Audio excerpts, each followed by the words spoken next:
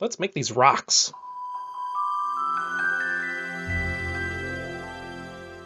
So the first thing I've done here is bring up some photogrammetry that I've done from a number of videos right here on YouTube showing the castle miniature as it exists at the Warner Brothers Studio Tour. And so that's all the colorful 3D model that you see there with all the rough, weird parts.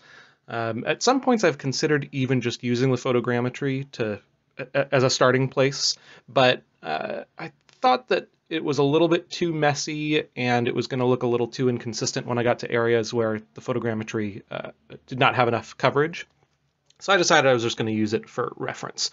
So what I'm basically doing here is kind of tracing it in 3D, but very roughly, because all I'm trying to do right now is create these blocky shapes that then later I'll be able to sculpt. So this is just the base mesh, and you can see me periodically switching the photogrammetry off so I can check the way it looks.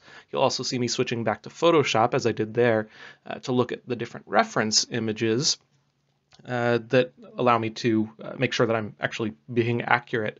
You can see I've even used some color coding to mark out certain features to help my eye keep track of which parts are the same, because I'm looking at it from different angles and even different versions of the castle.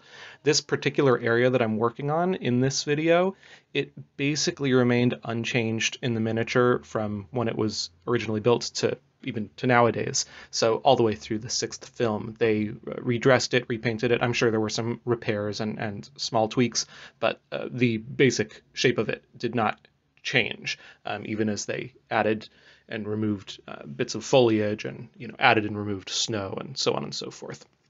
So this section I know I'll be able to reuse throughout all the different versions until Deathly Hallows, when I think I'm going to have to resculpt everything from scratch, because it looks like they didn't really use exactly the geometry of the miniature for the terrain, which is fine. So here I'm just adding more and more of those blocks, keeping it real simple. I could have just created one giant block for this whole thing and sculpted it all, and I considered doing that for a while, but I just find that doing it this way gives you a little bit better control over the sort of the planes that divide these different crags of rock. Here I'm reaching the edge of the photogrammetry, partly because there are some edges to the miniature itself right here, and then also because I just get to areas where I don't have enough coverage for photogrammetry.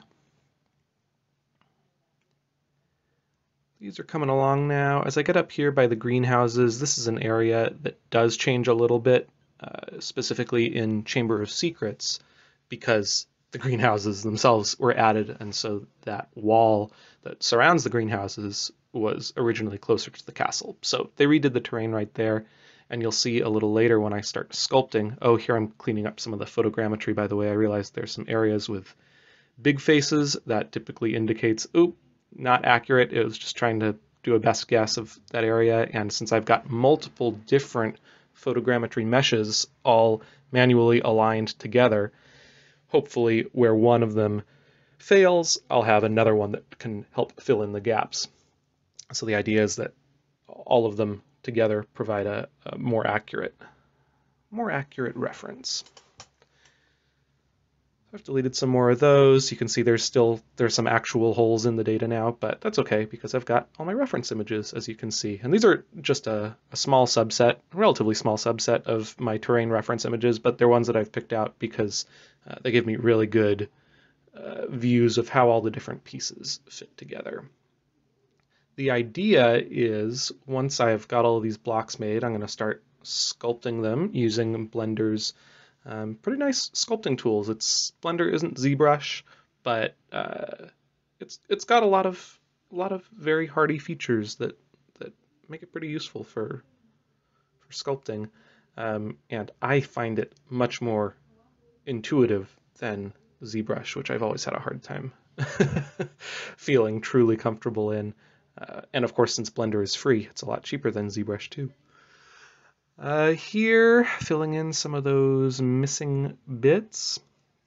I've known all along that this is not going to be 100% accurate, but just trying to capture the basic feel of it. This is the same technique I used for the rocks at the base of the Chamber of Secrets Whomping Willow, which you've seen me, if you've been following the blog, working on prior to this. If you are not following the blog, what's wrong with you? Definitely go check it out. The URL, at least as of this, I mean, who knows? Maybe someday I'll actually buy an actual domain name or something. But as of this video, the URL is still hogwarts4d.home.blog, or you can just do a Google search for Hogwarts 4D blog, and I'm sure you'll find it. That area is a little bit hard to figure out what exactly is going on, but I threw it in there, and now I'm starting to sculpt. So I'm keeping these as separate objects for now, but you'll see I start to join them before long. Here I'm just getting my brush settings all the way I want them. I'm using Blender's Clay Strips brush. It's one of my favorites. I use it for a lot. I use it for a lot of stuff. And I've also got Dyntopo, or Dyntopo, I never really know how, I guess I would say it Dyntopo.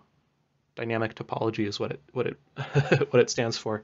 But I've got that turned on, which basically means that anytime I start to sculpt, it's going to continue generating new geometry for me as needed to fulfill what I'm trying to sculpt there. So if I try to create something that bulges way out, it's not just going to keep stretching the exact same faces to make them really big and ugly, but it'll actually generate new faces along the way. I'm sure I've described that in previous videos, and if you are a Blender user who has done any sculpting, then it's, I'm sure, a concept that'll be very familiar to you. But with these videos, I try to have some appeal both for Blender users and for folks who are just into Hogwarts, and for people like me who are both. Here I'm taking a look outside of sculpt mode, and I'm grabbing the next block to start sculpting that one.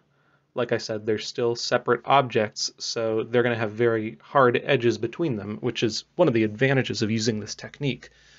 But before long, I'll start combining these into single objects, which I'll then sculpt together to create a more organic feel. I should also say that at one point I paused the recording and I saved copies of all of these forms. I tend to err on the side of caution with stuff like this, and if I think the base mesh is in a pretty good place, before I sculpt it, I'll usually save a copy of it in my trash folder collection here in Blender. So that way, if I ever need to go back to it for some reason, I can. I also forgot to mention, although it should come as no surprise to you, that I'm not actually sculpting this fast. This whole video has been sped up by a factor of 6. So it is moving along much more quickly, because the goal here is not to give you a full-on tutorial on, well, anything really, but just to show you a little bit of how my process goes, give you some inside insight into the progress of this project, whether you are into 3D modeling or not. That crag is starting to look pretty decent. You can see I keep switching to different reference images to compare different angles. Also, I'll mention, as I've mentioned in videos in the past, I'm using a 3D mouse here for all of the navigation around the model. At the time I bought it, it was called Space Navigator. Now it's just called a Space Mouse, but it's from the company 3D Connection. That's 3D Connection, C-O-N-N-E-X-I-O-N. So spelled a little differently. Highly recommend those. They're really good. I'm not getting any... They're not paying me for that promotion, but there you go. Here I am beginning to combine the different meshes into one, and you can see I'm smoothing over the transitions in some cases, not always, because I still want to retain some pretty hard lines in some spots. This is also, I should say, not at all the final resolution. This is still very low resolution, as you can see. I'm just trying to get the basic forms. And then once I've got all of those, I can go in and continue refining and adding further levels of detail until I quit or my computer quits, whichever comes first. Continuing to add these, in a moment I'm going to make a mistake. It says I try to add or combine these meshes right here. First, it made them disappear. I was like, what's going on here? Turns out some of the way that, that the meshes were intersecting was not working out very well, and I should have fully investigated, but I didn't, and I paid the price. So here I just shifted it a little bit, I fudged it, and hey, now it works. So great, everything's fine, right? Well, there's that little crevice in there where my brush was a moment ago, right there in the middle. That does not behave for reasons we'll see shortly, and so I ended up having to go in and do some manual cleanup that was pretty tedious. I think that's coming up here in a moment. Because I see there's that little hole right there in the middle, and it's like, that doesn't look right. I mean, we need some crevices, but that just looks like it goes all the way in. So it turns out that there's actually interior geometry. Yep, right there. I'm like, that's not smoothing very nicely at all. Let's mess around with it a little bit, see if we get it to look right. And one valid question will be, well, I mean, you're hardly going to see that. Why not just kind of fudge it, even if some of the geometry sort of intersects with itself? It's like, well, if I want to do more Boolean modifiers in the future, it won't work very well. So that right there is the problem. And here you see I'm trying to use the sculpting tools to just cut it right out, and that doesn't work. I experiment with it for a little bit, but it doesn't work. I think it's just because this is like a weird interior sort of hole in the mesh. It's a little bit hard to visualize, but here I decided, you know what, I'm just going to go in and manually select all the faces I don't want. Then I'm going to manually fill in the empty holes that it creates, and then I'll just smooth the heck out of it, and we'll be fine from there. So here I'm just going through the tedious task of adding in, well, deleting a few more vertices, and then going ahead and filling in all the faces that'll make this happen. And then Dyntopo should take care of allowing us to smooth this out and make it look consistent with the rest. One issue you'll see I did run into is that some of it I didn't do very well when I was filling in the faces. I ended up with some non-manifold vertices, those ones that were selected right there. That means that they are connected in a way that is not, trying to think of the best way to describe this. They may be sticking out in a way that doesn't form a single continuous 3D object that has thickness. And so I was selecting those and cleaning those up. And now when I go in and I smooth it, it looks much better. So that was a big relief to have that done. Now we've skipped ahead by a little while, and I've gone in and applied the same level of detail to the rest of this chunk of landscape, as you can see. And I thought I'd go in and sculpt an additional level of detail. You can see me here experimenting with some remeshing, seeing if, do I want to do that or stick with Dyntopo, which, as I said, adds topology as you go, depending on where you're sculpting. In the end, I decided to stick with the Dyntopo approach, but you see me experimenting a little bit. And I believe this is where we get started, yep. And what you're about to see is all work that ended up being completely scrapped. You'll see later in the video. I did not like the way this attempt that I'm starting right now turned out. Fortunately, I had already saved a copy of the work up until this point, so I was able to go back and start from there, which again you'll see a little later in the video. But right here, this attempt is what I would consider a failure, and I'm including it in this video partly as a reminder to myself, and maybe it'll be helpful to someone else out there watching this, a lesson that I've been trying all my life to learn, and maybe someday I'll actually get, is that failure is a critical part of the creative process and the learning process, and really the process of doing just about anything in this beautiful world. I've been reading Adam Savage's book called Every Tool's a Hammer. Great book, highly recommend it. He has a whole thing on the importance of failure and how it's not really even failure. It's just that creativity is an iterative process, and you learn so much by doing something poorly and then going back and doing it again, and maybe going back and doing it again and again and again. And in this case, you'll see I stuck just with my second attempt after this one that I'm still working on here. But yeah, the power of iteration, of trying stuff that doesn't work and then going back and trying again and learning from your mistakes, it's really powerful. But this attempt, yeah, it's got some problems. It's not not the worst thing I've ever seen in the world, but it's not good. I was experimenting a lot with different sculpt brushes. I hadn't really decided exactly how I wanted to handle it. I also hadn't studied the reference images in enough detail just yet, so I was kind of guessing it a lot. And so much of any art form, I think, is being able to observe, whether that's seeing for visual arts or listening for well, things that you listen to like music. But so much of it is being able to observe what you've done, what others have done, and really look. And in this case, I had not looked closely enough at the reference, so I was just kind of mushing around with different brushes and hey, let's throw in some clay strips brush right there, and let's try some peaks brush right there, and it was not a successful attempt, which again is okay. You'll see that I go back to my rougher sculpt and I start over, and the second attempt is better. Not perfect, but definitely better. But for now, you'll have to muddle through. I considered removing all this, but I think it's important to show that creativity is not a linear A to B process.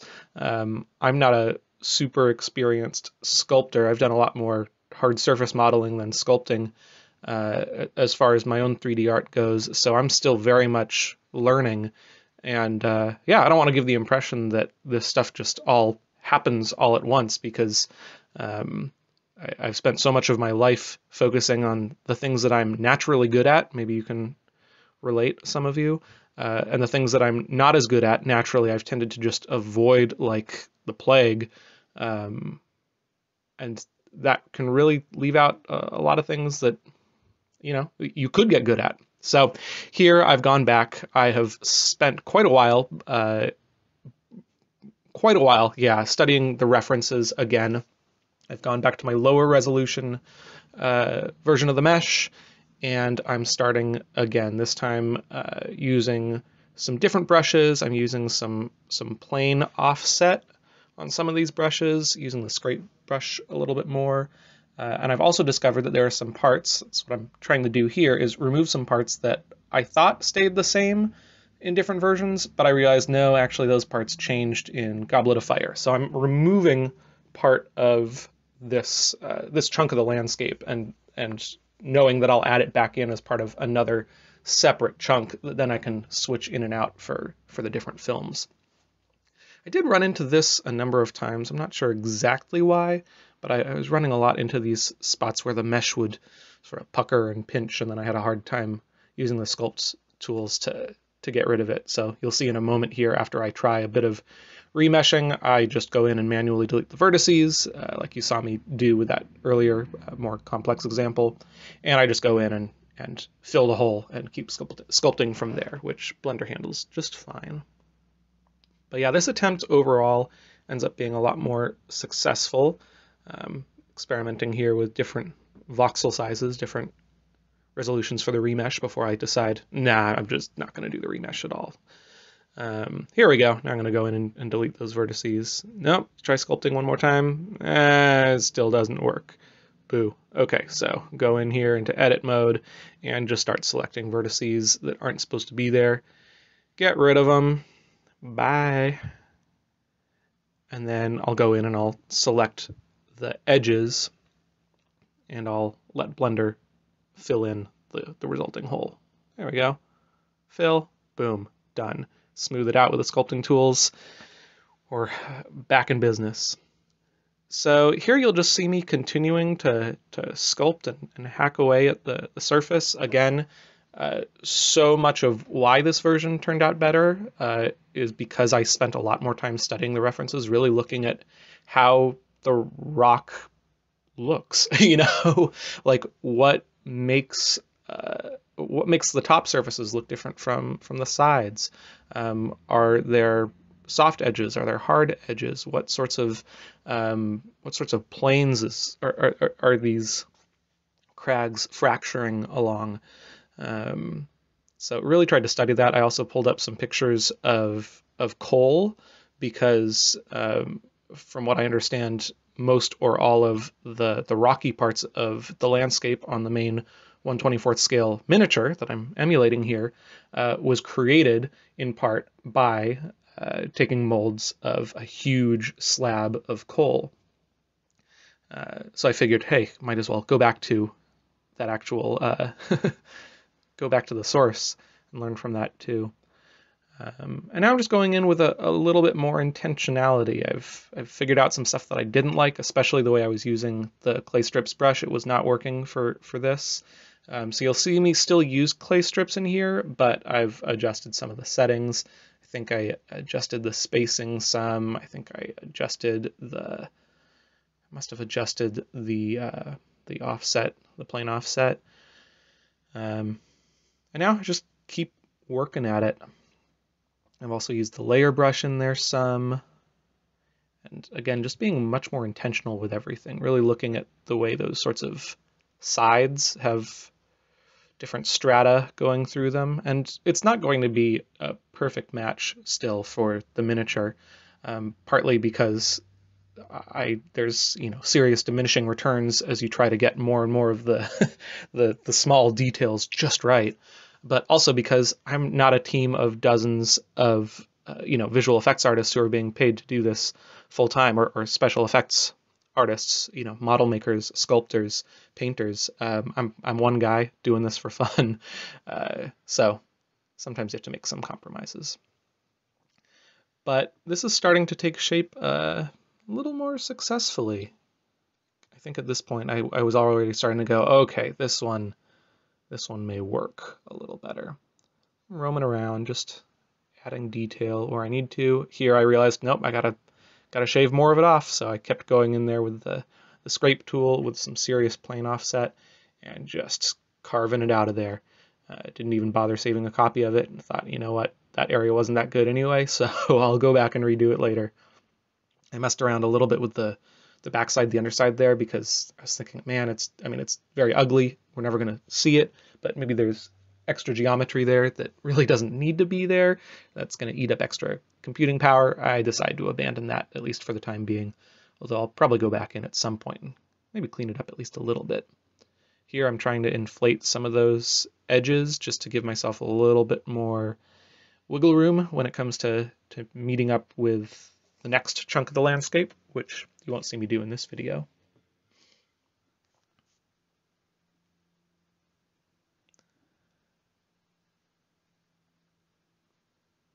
Not much else to say here. I'm using a lot of smoothing and then going back in with different brushes, smoothing it out over certain parts, but not all the parts, scoring those sides, using the scrape brush, trying to get those strata in there, as well as some more irregular sorts of crags. It's also figuring that this is still only an intermediate level of detail. If I really wanted to get in there and get a very, realistic, fine-grained sort of detail level, it makes sense to go in with textured brushes based off of photo scans of real rocks. I have not done that as of yet. You won't see me do it in this video, although it's still possible I might go in and do that at some point. Here I'm trying to build up some slight layers. Mixed success. I keep experimenting with it a little bit, so there's still a lot of learning happening as I go here.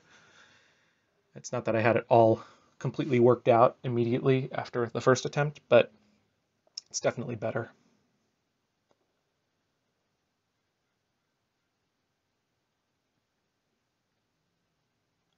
I'm still trying not to work too much on the entire thing all at once. I'm trying to devote some attention to specific areas so I can see if my new sets of tools are going to be more effective. Then I start branching out into the other areas of the sculpt. Working more on those edges, letting the top surfaces be relatively smooth. I also am going to need to add at some point vegetation on some of those top surfaces.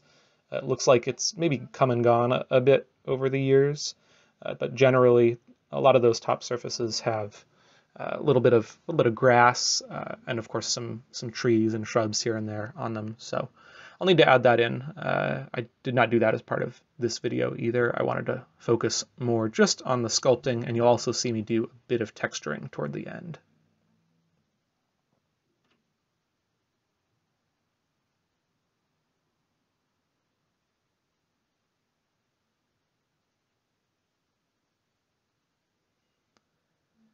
You try, when you're putting these things together, to take care of all of the large scale forms first.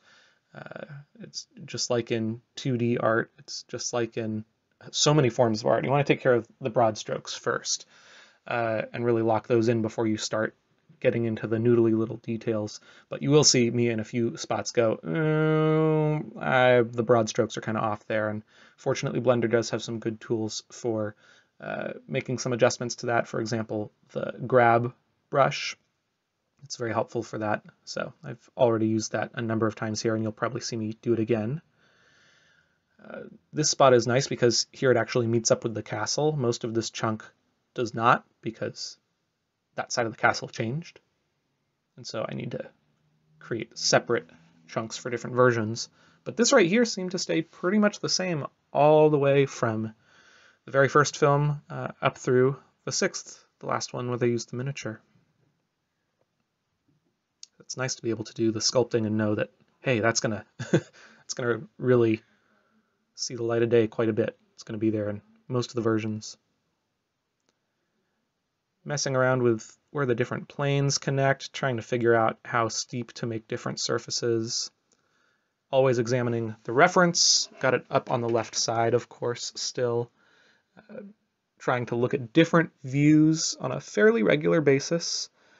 So that way I don't get too locked into one particular viewpoint, because sometimes a particular outcropping will look one way in one photo, but then you look at it from a different angle and you're like, oh shoot, that's not what I thought it was. So I try to move around a lot. Not always successfully.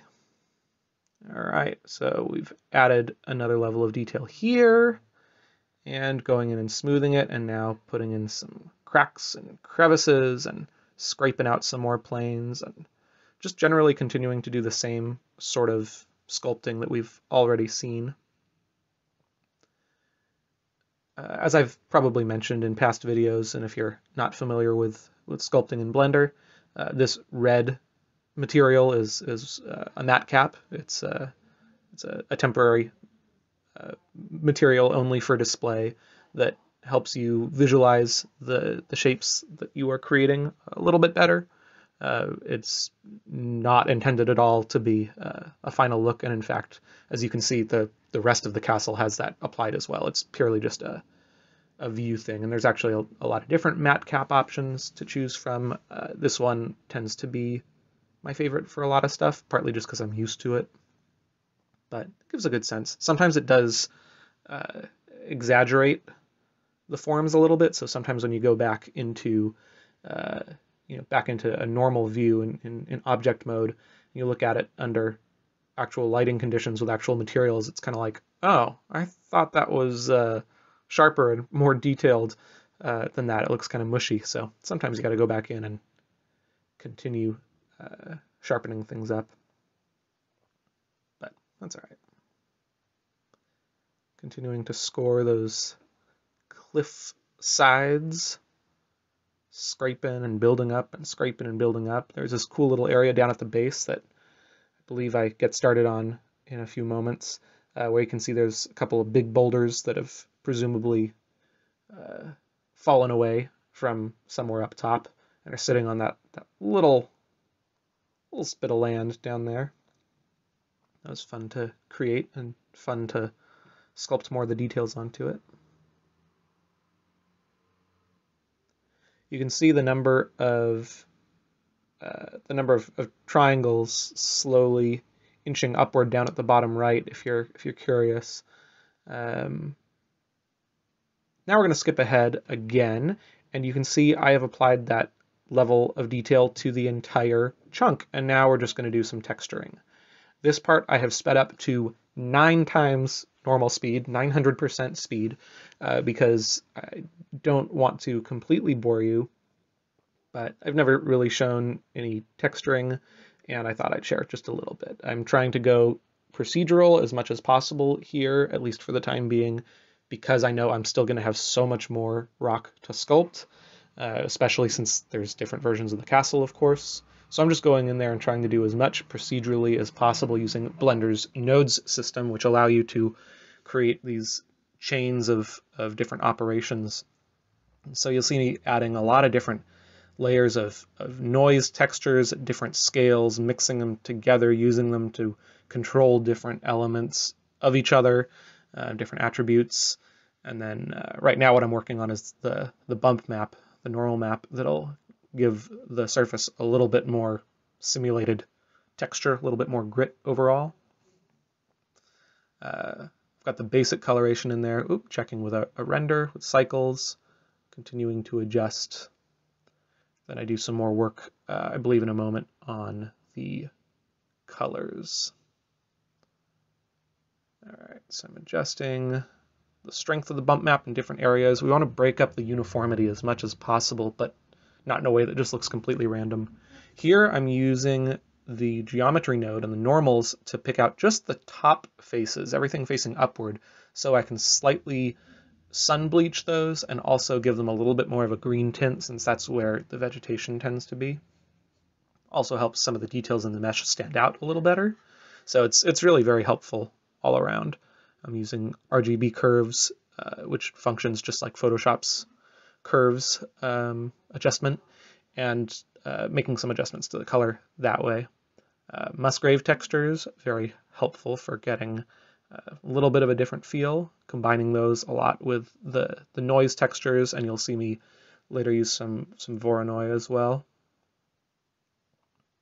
I know I'm speaking complete gibberish if you've never worked with any of this stuff, so I understand if you don't want to watch the rest of this, but I just thought I'd share a little bit.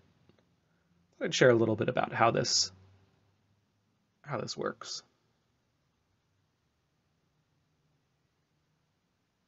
Some of these experiments don't work out very well. Here I'm trying to add some speckling. And of course my plan is not for it to actually look like that with white dots on black, but I'm just trying to figure out where the speckles will go, and then I can use those white speckles to control actual coloration that works. So again, just lots of layering different procedural textures of different sizes on top of each other in lots of different ways. Not completely randomly. I mean, you do have to think about what you're doing and, okay, well, why does the rock look the way that it does, both in terms of a real world setting and also how the artists who put this together, how they would have worked. That's starting to look a little better.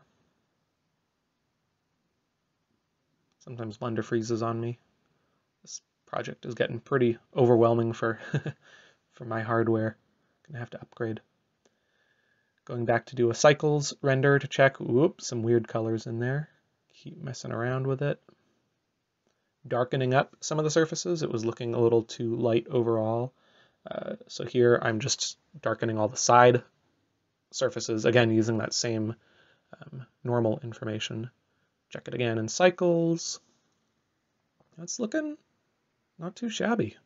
Going in and checking some of the details, looking at it a little bit closer, studying my references, seeing if there's anything else that needs tweaking, giving it a slightly different coloration. It's a lot of just fiddling and noodling with the little details and seeing if, does this look better, does that look better? Oh, here you can see me adding in that Voronoi texture I mentioned. It's good for getting a little bit of a different sort of tooth to the surface, and so you see I actually mixed it with those noise textures in a way that shifts a bit over the surface.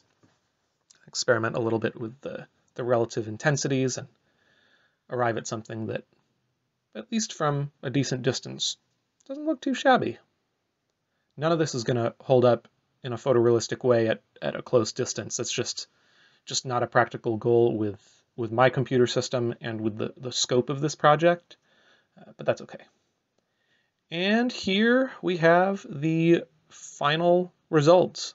Again, this is not actually final because it doesn't have any vegetation, and I very well may go in with some textured brushes, sculpt brushes, and really get some finer detail. But for my purposes for right now, this is going to work, and it's a good proof of concept that I can then apply the same techniques to the rest of the landscape. And here you can see what it looks like all rendered out nicely in cycles. Thank you so much for watching. Be sure to visit the blog, hogwarts4d.home.blog, for all the latest updates, and hopefully I'll have some more for you real soon. Thanks for watching.